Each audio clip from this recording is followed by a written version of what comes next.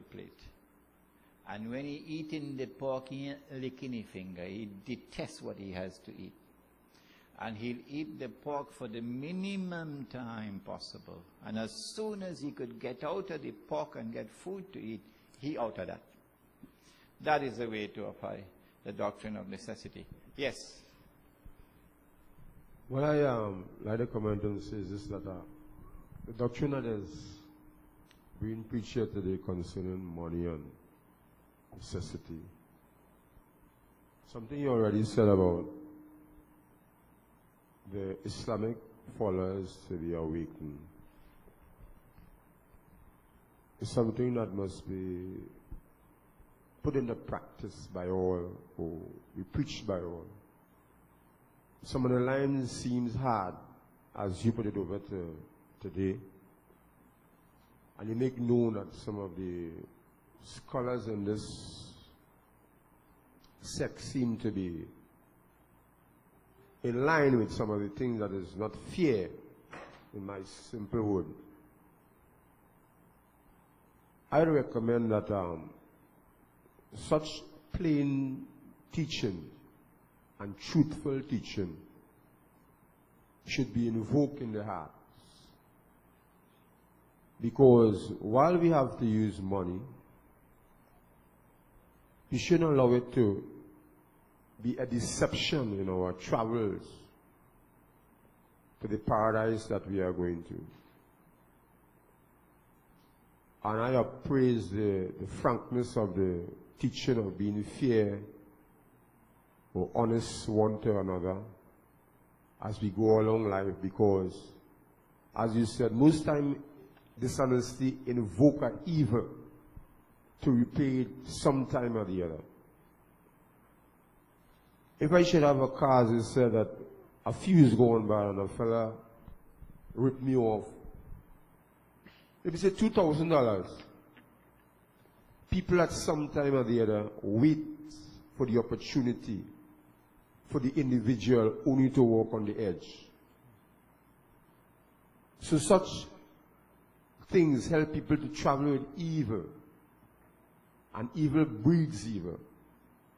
So my comment is that the teaching that is being put over here today, that it may not be ignored, seeing that you have to lessen down on your trickery. It must be ignored and practice what is being taught here today, or discovered here today, if you never discovered, that we all will be able to carry a fairness in our mind one to another and try to develop a better society. Thank you. When we have the last session, that's going to be the best session, because the last session is one in which I'll be talking the least. In the last session, we bring our heads together. Faiz Amin will have a lot to say. Imtiaz will have a lot to say. Sister Razia will have a lot to say in the last session. How do we respond? What should we do? How can we put our heads together? I'm not leaving you out, Nishtar. We all will put our heads together in the last session to try to respond appropriately to the challenge that we face today. Before we still have another 10 minutes in this session. Before we end, there will be some people who would not remain for the afternoon session. Remember, this book is not being given free of charge. If you'd like to take a copy home, it costs $50. Please give it there at the table. And if you want to leave before the afternoon session, do please write on a sheet of paper your brief assessment of what you've experienced so far in the seminar. And if you would like us to use your comment, because we would like to repeat this seminar next month, the last Sunday of next month. Do you know I turned away people from coming today?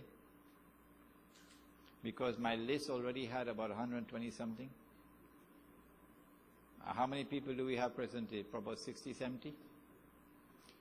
So about 50 people who called and registered to come did not come And as a consequence of their registering, we had to turn away people from coming today. Now that's not fair. So we're going to be repeating this seminar the last Sunday of next month, inshallah. And when we repeat this seminar, we'll want to put a full-page ad in the newspaper. And we'd like to use some of your comments in your assessment so that people would know this is what the seminar is all about, and this is what the benefit that they derive from the seminar. Any other questions? Yes. Imtiaz. On the last Sunday of next month, it's a long weekend. Is it? You have a Thursday holiday and you have a Monday holiday, So that's good. it may work as well as That's good, yeah. take advantage of a long weekend. If we had to fish them out of my arrow, bring them here. Yes, Imtiaz. Brother Imran, could you comment on the issue of the zakah on paper money? Well, I hold the view that paper money is haram. Well, then what do we do? If you're marrying and you pay your dowry in paper, in South Africa now, in Malaysia now, the ulama are saying pay it in gold. Particularly since the Royal Malaysian Mint is now minting gold coins. The ulama in Malaysia are advising, if you want to have some assurance that your dowry is accepted by Allah, pay it in gold. If you want to have the assurance that your zakat is accepted, pay it in gold. If you give sadaqah, and you want to have some measure of assurance that your sadaqah is accepted, pay it in gold or silver or money. What do we do if we hold the position that I hold, that this paper money is haram? Well, in Surah At-Taghabun, Allah says, Ittaqullaha mastata'atum. Fear Allah to the capacity that you can fear Him. So once you've done the best that you can do, and your Lord has seen that His servant is making the best effort capable for Him, then leave the rest to Allah, who is kind and merciful. But if you sit down and do nothing, you make no effort, then how can you expect forgiveness? This is my answer to the question on zakat. Yes? Maulana Sahib, if the Royal Malaysian Mint is minting gold coins, why can't some connection be made between us and them in order to acquire these gold coins? Yes, Fahad.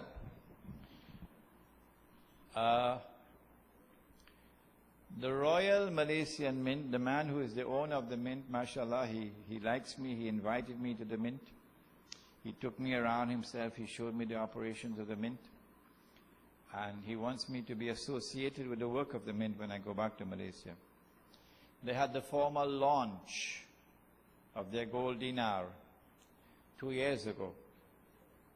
And I was invited for that launch of the gold dinar. But their policy is, all that they're doing is minting your gold. You have to bring the gold to them. And they will only work as a machine. They will mint it and give it back to you and charge you a fee. The problem is the fee. They charge 10 Malaysian ringgits per coin that is minted. 10 Malaysian ringgits is about $2.6 US. That's a high fee. You have one gold coin, which is quarter of a kilo. So many grams. 400 and something grams. Another gold coin, which is about 1,000 grams or so. So it doesn't matter what is the size of the coin, it's the same 10 ringgits you have to pay. That can't work. So the Royal Malaysian Mint has faced a problem up front on the matter of the scale of their fees for minting purposes. But the ulama in Malaysia have had the wisdom, the good sense to act quickly in order to promote the use of the gold coins in the market. They say, well, you can't stop us for using it for religious purposes, for zakat, for meher. Meher is dowry. For sadaqah. This is our right, our religious right. Now, if we can have in Trinidad someone who would import the gold coin, maybe Imtiaz can do that, import the gold coins, and then make the gold coins available. Oh, Maulana Soleimani can do that. Make the gold coins available to the people. Then each Muslim family should have some gold coins, if only for the purpose of touching and holding in your hand sunnah money. And every step that you walk in the direction of recovering a sunnah, you get the blessings for it. So all that it takes is a businessman who will make connections with the Royal Malaysian Mint, or you could also make connections with Morabitun. Morabitun are minting their coins in Dubai. Maybe one day we'll invite my dear brother Umar Vadilio. He's a dear friend of mine. And Umar Vadilio is one of the greatest minds in the world of Islam today in this subject. You can invite Umar Vadilio to come to Trinidad, and you'll get a presentation that will astound you. They are minting gold coins.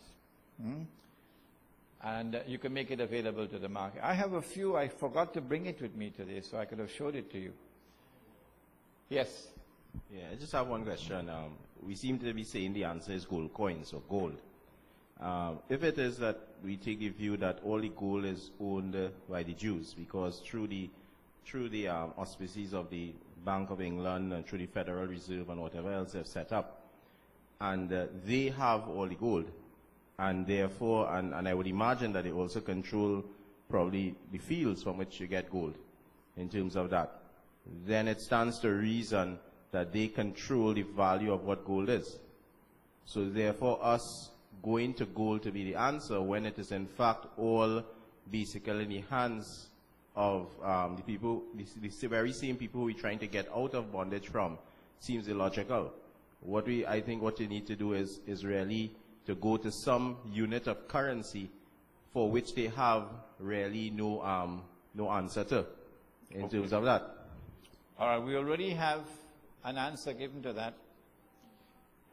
But where there is a scarcity of gold and silver, because they control the supply, we turn to a commodity.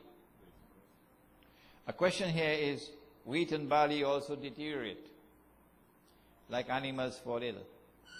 The answer is that wheat and barley and dates and salt have a shelf life. Once they have a shelf life, it means that they can be used as money. And secondly, that they are in plentiful supply in the market. They can be used as money. Insofar as gold is concerned, when you study the subject, and this subject should be taught in the Darul Uloom. I gave the lecture on money in one of the foremost Darul Ulooms of South Africa. It's called Darul Uloom Newcastle. The head of that Darul Uloom is the chief alim of South Africa, a dignified old man named Maulana Sima. You know him, 80-something years of age. Maulana Sima sat down like a little child for the lecture. And when I was finished with that lecture, Maulana Sima got up and he said, this subject must be taught in the Darul Uloom. It's not taught now. What they did with the International Monetary Fund, when they established it, is to lay down a rule that all of us scholars of Islam, stupidity, we couldn't see behind what they were doing.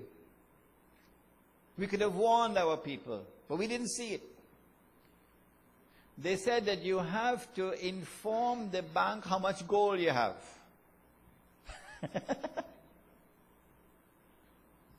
And you have to take 1/4 of all your gold and put it with the bank. And I appraise the frankness of the teaching of being fair or honest one to another as we go along life, because, as you said, most time dishonesty invoke an evil to repay it sometime or the other.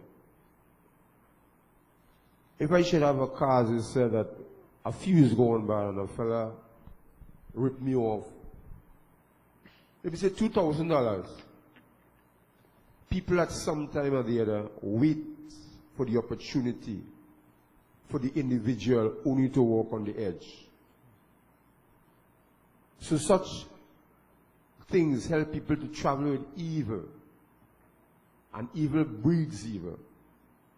So my comment is that the teaching that is being put over here today, that it may not be ignored, seeing that you have to lessen down on your trickery. It must be ignored. The plate. And when he eating the pork, he ain't licking his finger. He detests what he has to eat. And he'll eat the pork for the minimum time possible. And as soon as he could get out of the pork and get food to eat, he out of that. That is the way to apply the doctrine of necessity. Yes? What I like to comment on is this, that the doctrine that is being preached here today concerning money and necessity. Something you already said about the Islamic followers to be awakened. It's something that must be put into practice by all, or be preached by all. Some of the lines seems hard as you put it over today. And you make known that some of the scholars in this sect seem to be in line with some of the things that is not fair, in my simple word. I recommend that such plain teaching and truthful teaching should be invoked in the hearts. Because while we have to use money, we shouldn't allow it to be a deception in our travels to the paradise that we are going to.